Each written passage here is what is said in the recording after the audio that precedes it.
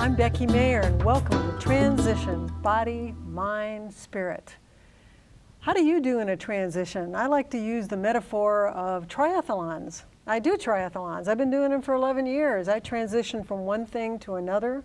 It might be first you start to swim, and then you get to your transition area, and then you bike, and then you get to the transition area, and then you run. And that's a metaphor for life. An amazing guest tonight. In fact, their story is so amazing, we're doing 2 shows on them. So we have the first show, and then there'll be a second show. And imagine doing the Appalachian Trail.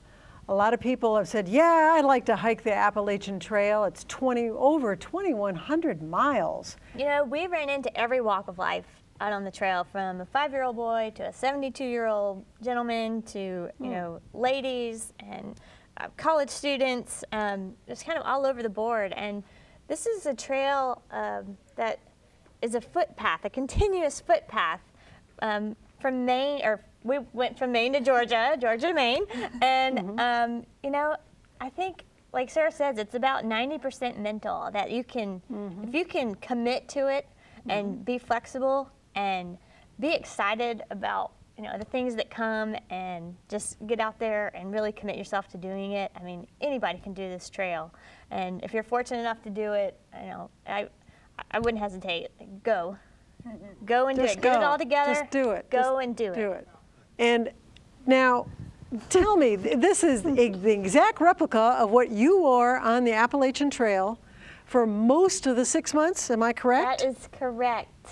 That is correct. I got my shorts at the Goodwill. They're kind of the old school Umbros. I knew that they would dry quickly because they were wet all the time with all the stream crossings that we were doing. And then my shirt I got from Walmart. It's, I mean, just kind of it says it was a quick dry material, but it's not cotton. It's not cotton. Nothing. No, you would not wear cotton. this. Nothing is cotton. And then I've got I wore gaiters. These are the taller version of gaiters. A lot of people wore some that just went over the top of their shoe, and they're called Dirty Girl gaiters. Dirty Girl gaiters. Woo. Yeah, but I chose to stick with the tall ones, which were, no one was wearing those really on the trail. Are you glad you had the tall gaiters? Yes, I am. Because why? Because I didn't have any tick bites the entire way. Okay. And they help they help your shoes last longer, because it keeps all the dirt and grime from getting in your shoe and breaking it down. And was there any irritation from that rubbing against you? No, I never had any irritation. These things are fantastic though, because it saved me from losing a couple of shoes in some pretty thick mud suction situations. Oh, wow. Or slipping off a bog bridge, which is just a wooden piece of wood, pretty much a little small beam of wood that you walk across. It got really wet, and so we were slipping and falling a lot. But but these helped me keep my stuff together. And I really enjoy photography. That was one of the big things I was looking forward to on the trail, was being able to take these amazing photos. And so when I was doing the research for my camera, I didn't want to have to keep it in a case, because then, you know, if the bear walks by, the bear's not going to stop and wait for you. Right, fumbling with it and everything. And so I went with one of the more rugged, just point and shoot cameras. It's waterproof, so I didn't have to worry about it when it rained, because it did a lot. Nikon? It's a Nikon AW100. But what I did is, because I wanted to have quick access to it and not put it in a hip pocket, I rigged up this thing on my backpack, where this part right here is just a janitor's key chain holder. And then just with some carabiners, and then I took a rubber band and put it around here so it wouldn't bounce around when I was hiking or anything. But it was really easy just to be like, oh, there's a bear, you know, or something. And it was always it was always right here, and I didn't have to, if I dropped it, it wasn't going to go too far. And That's it was brilliant. Yeah. Did you come up with that idea yourself? I did. I was really proud of this one. That's a brilliant idea, because you go, oh, I dropped my camera. Where is it? Yeah, oh. I never had to worry about losing my camera. I always had it right in hand's reach. So it was fabulous. And I got some really great pictures from it too. So, and I love the camera. But yeah, I was really proud of this idea. Wow. And then why do you have a Halloween thing on the backpack? Go ahead. Yeah, I'll take that one. We got the orange in Pennsylvania because hunting season had started, And so we heard some gunshots, you know, people hunting in their farmland, and Wow. so we went ahead and got these from Bass Pro, and then my mom thought it would be really cute to make us into pumpkins, so she mailed us these felt pumpkin cutouts that we super glued on, and we kept them on there and hiked with them from Pennsylvania all the way to the end. And nobody's mistaked you all for a Right. deer. That's right. Yes, That's right. we So were. I we was were really safe. glad to have our bright orange. It's really important for anybody who's on the trail, Yep. just because it crosses over into hunting season. Right. And I was going to ask you, as far as safety, did you feel pretty much safe almost the majority of the time? Absolutely. Yeah, it's probably more dangerous to walk out to your car from the mall at night than it is to be hiking Wow. Appalachian Trail. Yeah. It's a small community, and it's a very close-knit community. The hiking community is, and you know, never once were we threatened by anything. Everybody was so friendly and supportive, and you know, random strangers running into them at the side of the road and giving you, you know, juice and fresh fruit, and you know, just the amazing kindness of people along the trail the entire way. You know, it's Wow. not just a southern hospitality thing. And even up in the north, in the northeast, you know, the people were extremely friendly and kind, and that was another reason I wanted to hike the trail, is to be able to see that again. And you know, you watch the news and it's usually just bad stuff, and so I Right. wanted to see some good stuff, and we met some friends on the trail, people we, you know, never would have crossed paths with, but will now and forever be lifelong friends, you know, and Wow. just really great people. Yeah, And- I'm go sorry. ahead. There's something on the trail. It's called trail magic that you'll experience if anyone decides to hike the trail. It happens all the time, and it's just where people will leave food or water on the side of the trail, and you may or may not see them. Most often not. It could be just anyone who offers up to, you know, do your laundry for you, or I Wow. mean, if you come into town, I mean, that's a big one. But you know, we got to a point. I remember we were in Pennsylvania, and the trail started to get dry, and we didn't have enough water, and our water supplies, you know, our water sources were drying up, and so we came across this big log, and on the other side were just rows and rows of gallons of water, and it was like, that's perfect. I mean, it's absolutely, that's what it's called, trail magic. So I just wanted to. Wow. That's kind of pass it forward, Yeah, you know? absolutely. It's pretty popular, I feel like, on the trail this year. This is the Osprey Exos 58, and it weighs 2 pounds and 7 ounces or something like that. So it's really lightweight pack. Yeah. And See there. Wow. And one thing that we did, and most of these packs will have a sleeve on the inside to put your water bladder, but we decided what worked better for us is we actually would keep our water bladder on the outside pocket here, because it's easier to get to, it's easier access than trying to shove this into your bag when it's full. So that was one thing, another thing that we realized for us was easier to do. Not everybody will enjoy that. this was my rain jacket. Actually, I didn't start with this one, but I ended with this one. And really, I mean, if you're out in the rain for 8 or 9 hours a day, it's You're just still going to get still wet, gonna you get said? wet. Yeah, Okay. and it's really hot, and you sweat, and so it's just kind of like a comfort to have if it's raining really, really hard. But otherwise, I don't know. You still get wet. Yeah, you're Yeah. still gonna get wet. So I had Crocs for my camp shoes. There's always a debate when you come and talk to people about camp shoes. Most people either they love them or they hate them. I loved mine. It was really important at the end of the day to take your feet out of your hiking shoes and let them relax. And so having these to be able to walk around camp and not worry about stepping on twigs and pine cones and stuff like that. And they were really lightweight. So we both had Crocs for our camp shoes. Yeah. This is a bag made by Sea to Summit, which they do a lot of kayaking bags. I think that's more their forte, but they were excellent for us on the trail. It's a dry sack and compression sack. So whatever's inside definitely stayed dry, and I, at all costs, had like an emergency set of clothing that I would change into at the end of every day. So this shirt would be cold and wet, and these shorts would be cold and wet. So then when I got to camp first order of business was putting on my my long underwear, which I also got from Patagonia. They're the Expedition Weight 4, and the main reason I wanted this was for the hood, and it fits really tight. It's the women's cut, so it's a longer tail in the back.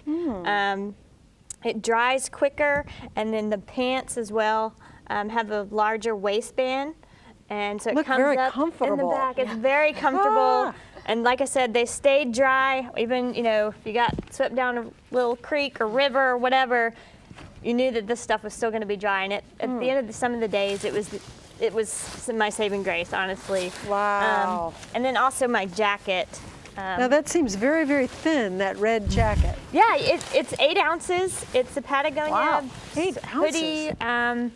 So I also wanted this for the hood piece, and it's the warmest. It's 800 fill down. It's the warmest jacket that I own, outside of like a heavy, super heavy Carhartt or something like that. I mean, and it's got a water repellent on the outside, so I didn't, as often as I wanted to put it on so badly in the morning, I wouldn't, and I would just leave it, in my dry sack and then put it on at the end of the night. So keeping things dry was extremely important when you're out there, and so everything that we had was in one of these dry sacks, and so There's a little bitty one. yeah, there's a little bitty one. So this had our electronics in it. So we had a phone charger, a cell phone, extra batteries, Batteries for like your headlamp. and camera. So those types of things that you really wouldn't think about on the trail. I mean, we had our phone and we could charge it when we got to town, but we had to have somewhere to keep them dry while we were on the trail, and so we had the little itty bitty bag for that. That had a 2-liter bag that had all of our personal hygiene stuff in, and Q-tips. I actually carried Q-tips. Yeah, Wow. That was a people luxury. wouldn't think about it, but I wanted to buy some Q-tips, and you can buy like 50 for $2, or you can buy 250 for $2. So I bought 250 Q-tips in Maine, and I carried them, and they've made it almost all the way to Georgia. Wow. So things like that, ibuprofen and stuff, that would stay in that bag. And then we also had the same type of bag, the dry sack for our food bag. So we each had an 8-ounce or an 8-liter bag that we would have our food in that we could hang up at night with our bear bag rope. And if it rained, we wouldn't have to worry about eating soggy tortillas in the morning and everything, because everything in our bag was in a dry sack. Wow. Regardless. And these two, this one kept the odors in, so you weren't gonna, call attention to the bear with your beef jerky or your tortillas or whatever else you had. So that was really good. And speaking of food, got this, which is also GSI, but it's just the cutest little teapot. Isn't that fantastic? Yeah, what's this made of? It's very light. It's titanium. Titanium. I'm pretty sure. Wow. Might be aluminum. Interesting. That is great. Yeah, so all we were doing was boiling 2 cups of water and pouring it into this bag. So the bag. Yeah. And then we sealed it up, and we chose to let it sit for about 12 minutes. It only calls for 8 or 9, but I really think 12 is the optimal time frame. And then, 12 minutes later, it's ready to go. These are actually really good. And then we just folded up the bag. You just crush it down, fold it up, and put it in your trash bag. And you don't have any dishes to do. You just boil water in that, so you just dry it off. Wow. Less work. And there's a whole slew of dehydrated meal companies for backpacking. And Are some of these also tuna salad? yeah, That was the staple for lunch, a tuna salad packet with Okay. some tortillas. I It was typically see. a lunch for us. yeah. I don't know if I can eat these anymore. Too many. Yeah. Wow. But what else do we have in here? This is our. You want to hold this for me? We always got the smaller fuel canister, and I've had the same camp stove, for about 11 years. Wow.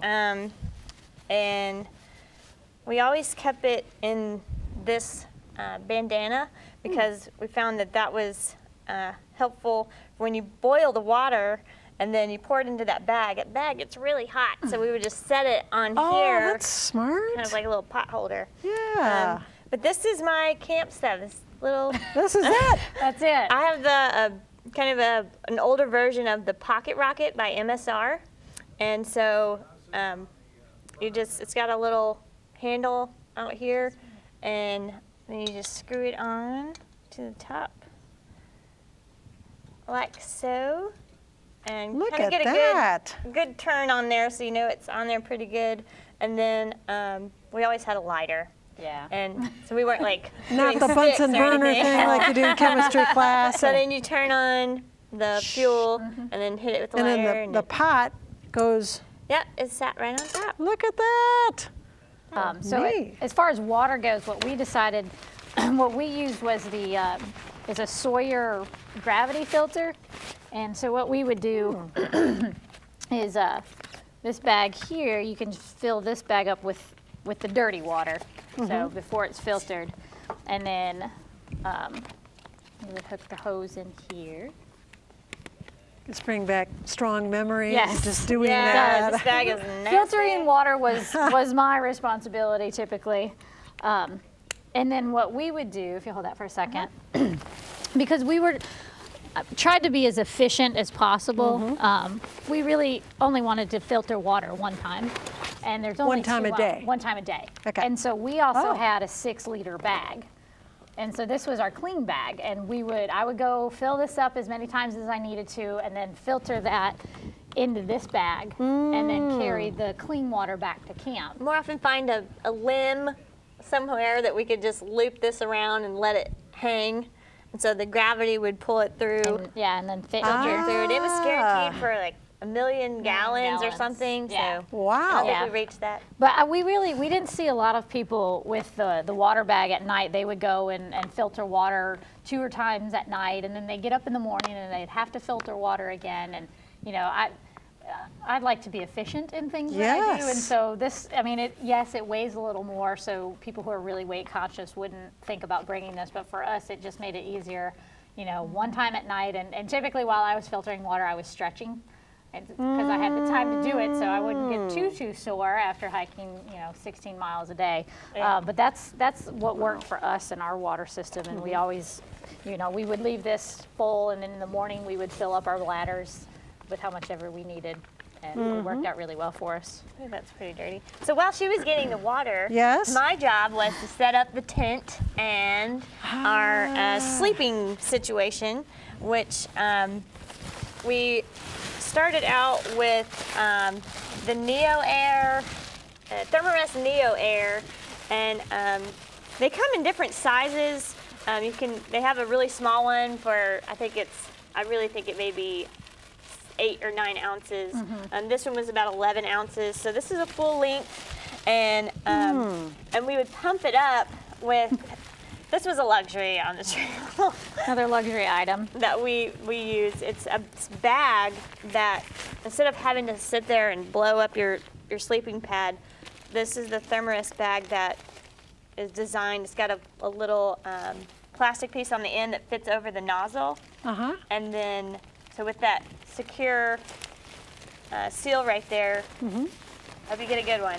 And I you know. kind of put the air in the bag, and you could. This is a lot better than huffing and puffing. I mean, you're tired already, getting lightheaded. I've never seen We had anything done it like before. that. We have other sleeping pads, but So you do that know, about it's just 3 kinda fun times, to and your do, sleeping and- pad was blown up.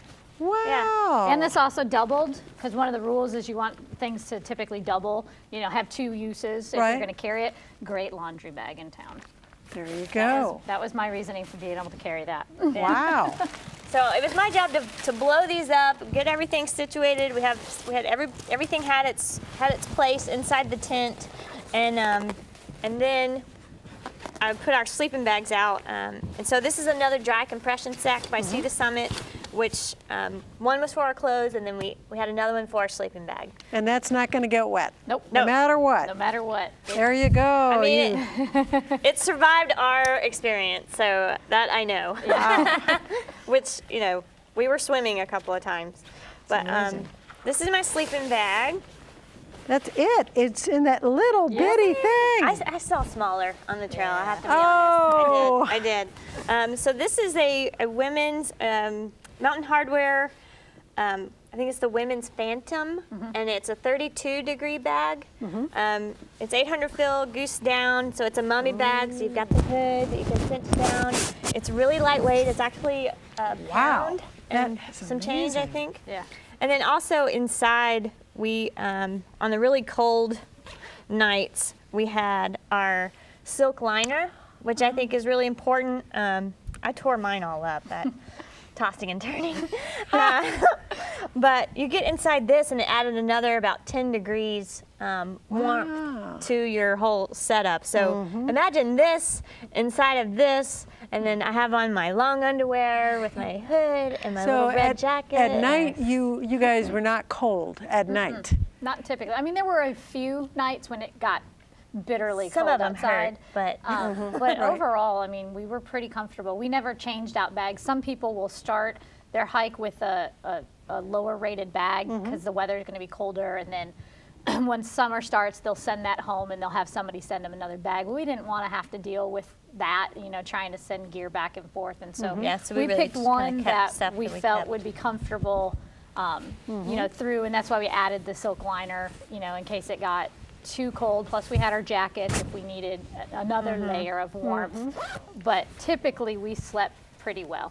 So The other thing that about we it for had me. that worked for us, which was really Gloves. well, gloves. And these aren't your typical gloves. These are actually kayaking gloves. Yeah, It's the they're Warmers brand. They're like a kind of a- neoprene. Yeah. And so, because what we realized pretty quickly was we're going to get wet.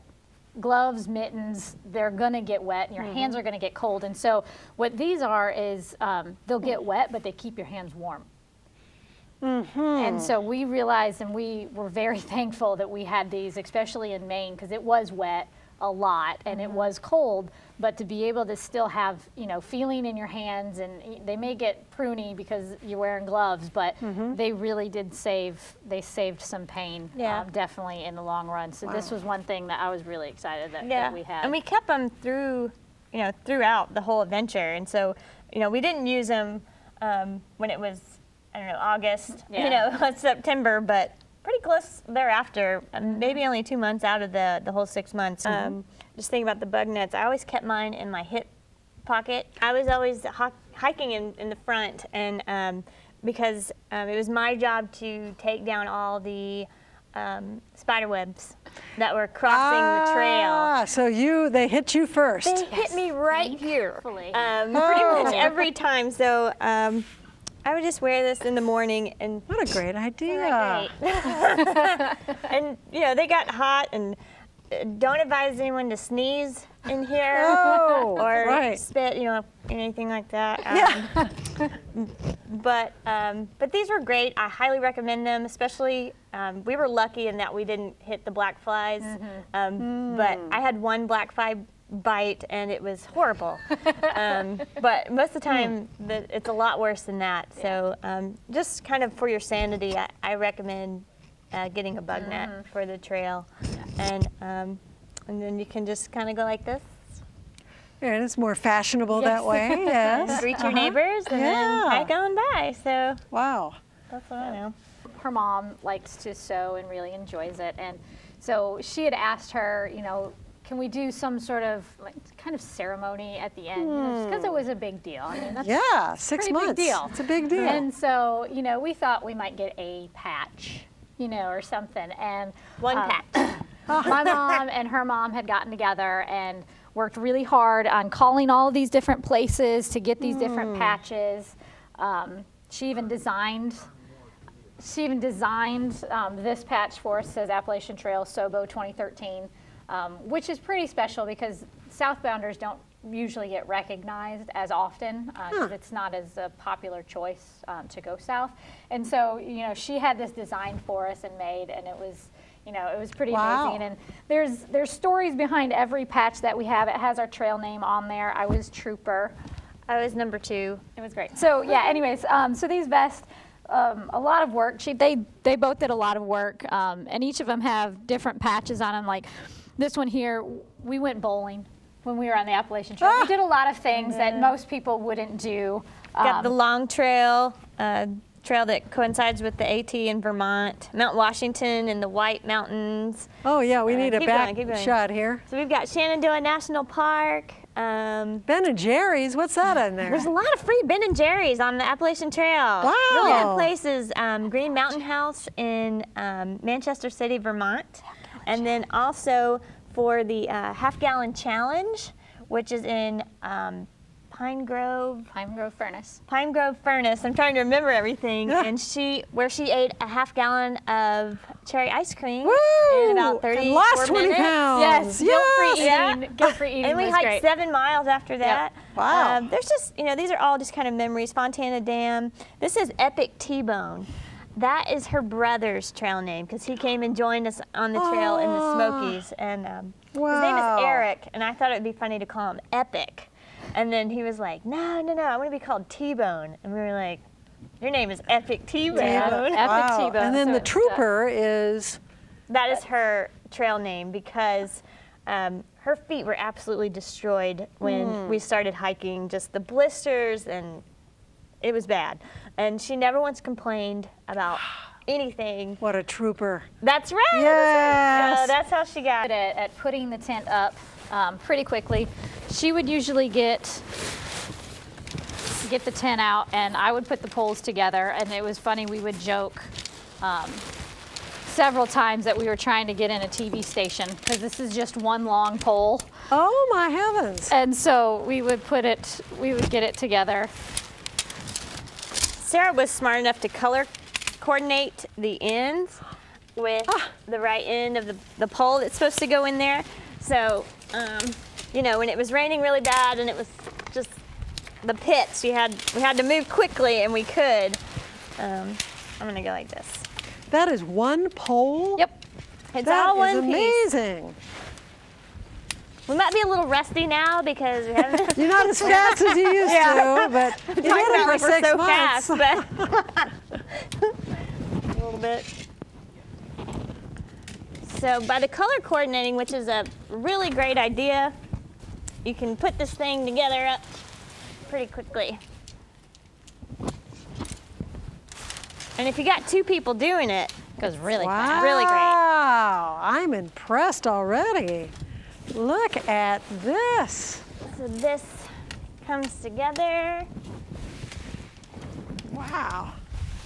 I did it upside down. Can you? I got it.